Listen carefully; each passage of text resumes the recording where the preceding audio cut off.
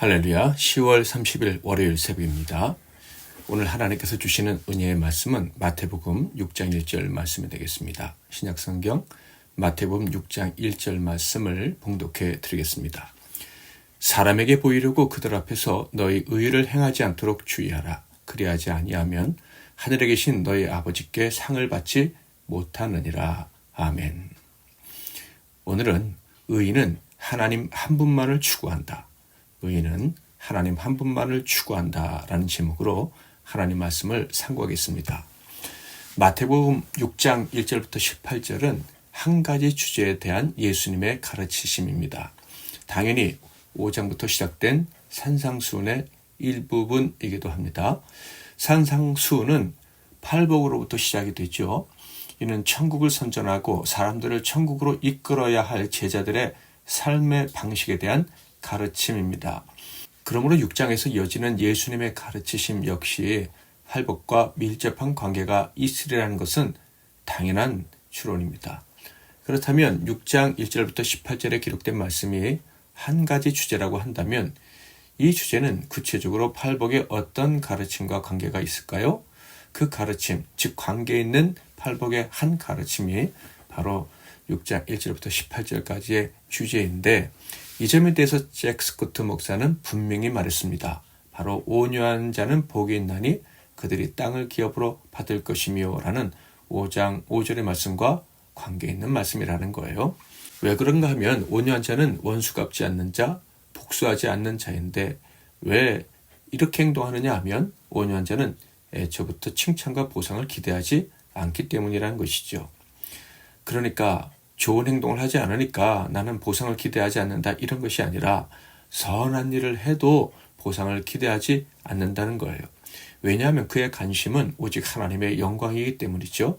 하나님의 영광을 위해서 선을 행하지만 그 선을 행하는 모든 목적이 하나님의 영광이기 때문에 자기를 향한 관심, 칭찬, 보상을 기대하지 않는다는 거예요. 그러니까 온유한 사람이라는 것은 오직 하나님께만 집중한 사람이에요. 하나님 한 분만을 추구하는 사람이라는 것이죠. 그 하나님을 기쁘시게 해드리는 것에 집중하다 보니까 사람들이 자신을 알아주는 것 같은 문제는 아무런 문제가 되지 않는 것이죠. 사람들의 무관심 혹은 반대나 공격까지도 문제가 되지 않습니다. 자신이 지금 하나님을 위해 사는 것이 분명하다면 그 어떤 일도 그에게는 큰 문제가 되지 않는 것이죠. 예수님은 마태복음 6장 1절부터 18절에서 바로 이러한 온유한 자의 특성을 가지고 다음과 같은 일들을 행해야 한다고 가르치신 것입니다. 그 일들은 어떤 일들입니까? 바로 구제, 기도, 금식입니다. 그래서 이 일들에 대해 교훈하시기 전에 이렇게 선언하신 거예요. 6장 1절 사람에게 보이려고 그들 앞에서 너희 의를 행하지 않도록 주의하라. 그리하지 아니하면 하늘에 계신 너희 아버지께 상을 받지 못하느니라. 그러므로 만약에 어떤 사람이 구제를 한다, 또 열심히 기도한다, 또 금식한다고 할 때 조금이라도 사람들의 칭찬을 구한다면 또한 그 모든 일들이 철저히 그리고 완전하게 오직 하나님께만 집중하고 행한 일들이 아니라면 그의 모든 행위는 헛것이 되는 거예요. 그의 구제와 기도와 금식이 사람들에게 칭찬을 받기를 원하는 마음으로 조금이라도 오염되어 있다면 역시 헛것이다라는 거예요. 이것이 하나님의 뜻이라면 우리는 당연히 그렇게 살아야 합니다. 그렇게 살아야 의가 되고 그렇지 않으면 불의가 되는 거예요. 자, 그런데 이렇게 살아가는 것이 사람들에게 호응을 얻어낼 수 있을까요? 결코 그렇지 않을 거예요. 특히 예수님 당시에는 더더욱 그러했습니다.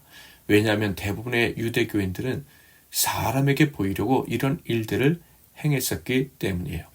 사람에게 보이려 구제했고 사람에게 보이려 기도했고 사람에게 보이려 몰골을 흉하게 하고 금식하는 자들이 바로 그들이었다라는 거예요.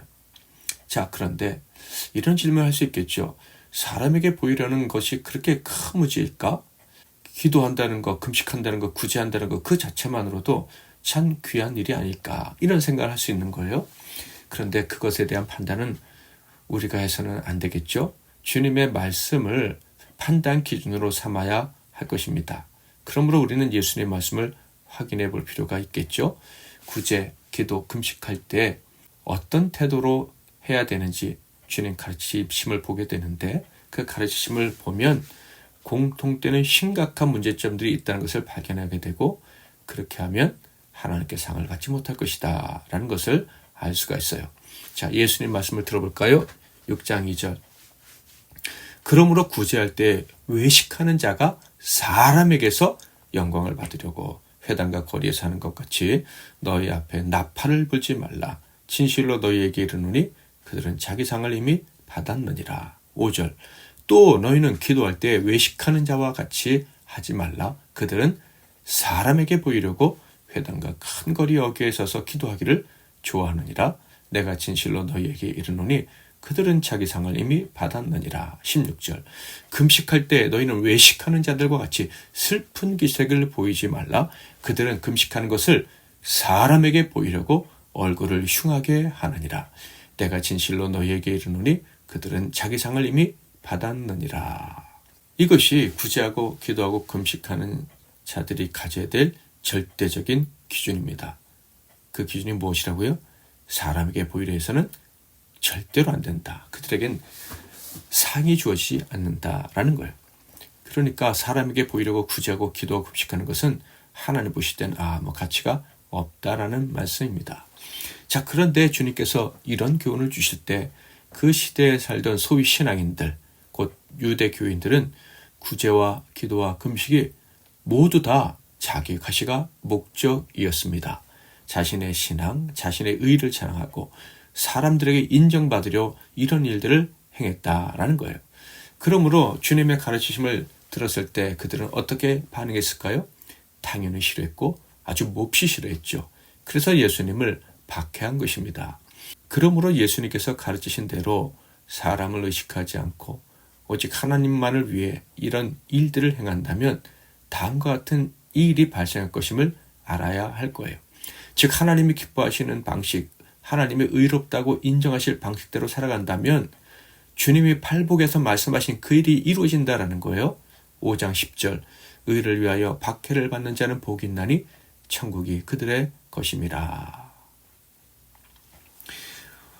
우리 모든 성도들은 이런 질문들을 항상 하며 살아야 됩니다. 즉 교회는 무엇을 위해 존재하는가? 교회는 어떤 일을 해야 하는가와 같은 질문이죠. 이런 질문들에 대한 답은 확실합니다. 바로 하나님의 나라입니다. 교회는 하나님의 나라로 존재할 때에만 진정한 가치를 갖고 하나님의 나라 백성다운 일들이 교회를 통해 이루어져야 된다라는 거예요. 그러므로 올바른 대답을 가지고 있는 교회와 성도라면 언제나 우리는 하나님을 왕으로 모시고 있고 그러기에 그분의 뜻을 구해야 되고 하나님의 영광만을 드러내야 된다라는 생각을 늘 하고 있어야 됩니다. 그리고 그 나라로 한 사람이라도 더 초청하려는 열망을 가지고 살아야 되는 거예요. 그런데 특히 사람들을 초청하려는 목적에서 우리가 하는 일들이 있는데 그 중에 하나가 구제입니다. 그런데 그 구제의 목적이 변질되는 경우를 심심치 않게 보게 됩니다. 즉 우리 교회는 이렇게 구제를 많이 하는 교회입니다. 교회를 자랑하기 위한 구제가 되는 경우가 많다라는 거예요. 개인의 경우도 마찬가지죠. 내가 열심히 신앙생활하다 보니까 하나님의 은혜를 많이 받았는데 그래서 내가 구제를 하게 됐다. 혹은 구제를 하니까 내가 이렇게 복을 많이 받았다. 결국 자기를 과시하기 위한 도구로 구제를 사용하는 경우가 많다라는 거예요. 이것은요 세상에 자신의 약점을 감추고 자기의 의를 자랑하기 위해서는 방법이지 하나님이 기뻐하시는 방법이 아닙니다. 교회나 성도가 이렇게 행동한다면 그 순간부터 교회나 성도는 하나님이 기뻐하시는 존재가 아니고 세상의 기업과 같은 이 집단과 같은 그런 존재가 되는 거예요. 하나님 보실 때는 불순종하는 집단이나 개인이 된다라는 말씀입니다. 어떻게 구제하든 그것이 교회 공동체나 개인에게 보상을 가져다 주기를 기대해서는 안 됩니다. 오직 하나님께만 영광이 되어야 하는 거예요. 오직 하나님의 사랑을 드러내는 것, 오직 사람을 사랑해서 구원하는 일, 바로 여기에만 목적을 두어야 하고 또 다른 어떤 목적도 개입해서는 안 돼야 할 것입니다. 오늘 말씀을 기초로 우리의 구제, 기도, 금식을 포함한 모든 행위가 거룩한 두려움 가운데 오직 하나님의 영광과 그 무한한 사랑을 드러낼 수 있기를 소망합니다. 자, 그런데 이런 삶을 산다는 것은, 이런 고귀한 삶을 산다는 것은 우리의 의지로만 되지 않습니다. 이미 우리는 경험을 통해 잘 알고 있어요. 우리의 의지, 우리의 의식이 참으로 부족하기 때문입니다. 그러므로 어떻게 됩니까? 우리는 늘 깨어야 하는 거예요. 깨어서 말씀과 기도 가운데 성령님의 도우심을 받아야 하는 거예요. 오늘 그리고 내일 영원토록 주님 나라 가기까지 성령의 도우심 가운데 하나님만을 높여드리는 선한 행위가 우리 삶 가운데 충만할 수 있기를, 우리 교회 안에 가득하기를 소망합니다. 주님 한 분만으로 나는 만족해 기도하고 찬양하겠습니다.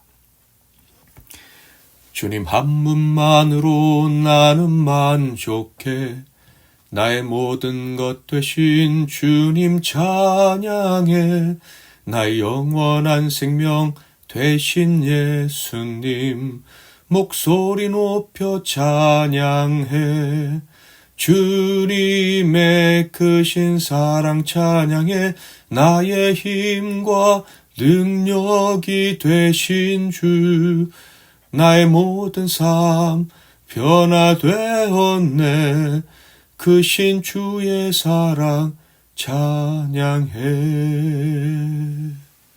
오늘도 말씀 붙잡고 기도하시고 승리하시는 하루 되시기 바랍니다. 제가 먼저 기도하겠습니다. 하나님 아버지, 우리를 예수 그리스도의 십자가의 보혈로 말미암아 하나님 앞에 의인으로 살게 하시니 감사합니다. 그러므로 의인된 우리가 어떻게 살아야 될지, 어떻게 무엇을 추구하며 살아야 될지 가르쳐 주시옵소서. 늘 가르쳐 주시옵소서. 오늘도 가르쳐 주시니 감사합니다. 의인은 하나님 한 분만으로 만족하는 삶, 하나님 한 분만을 추구하는 삶임을 오늘 가르쳐 주시니 감사합니다. 다른 헛된 관심, 특별히 내가 인정받고 나를 자랑하는 그 일에, 내가 행한 일들을 사람 앞에 과시하는 일에 우리의 관심을 두지 않게 하옵소서. 오직 하나님께만 집중하고 사람들이 알아주지 않아도 하나님이 기뻐하시는 일을 행하며 살다가 하나님 나라 많은 사람 앞에 드러내고 많은 사람들을 구원하고 그 나라에 들어가는 우리 모두가 되게 하옵소서. 오늘 하루도 하나님께만 집중하며 의로운 자답게, 의인답게 사는 하루가 되게 하옵소서. 예수 그리스도의 이름으로 기도하옵나이다. 아멘.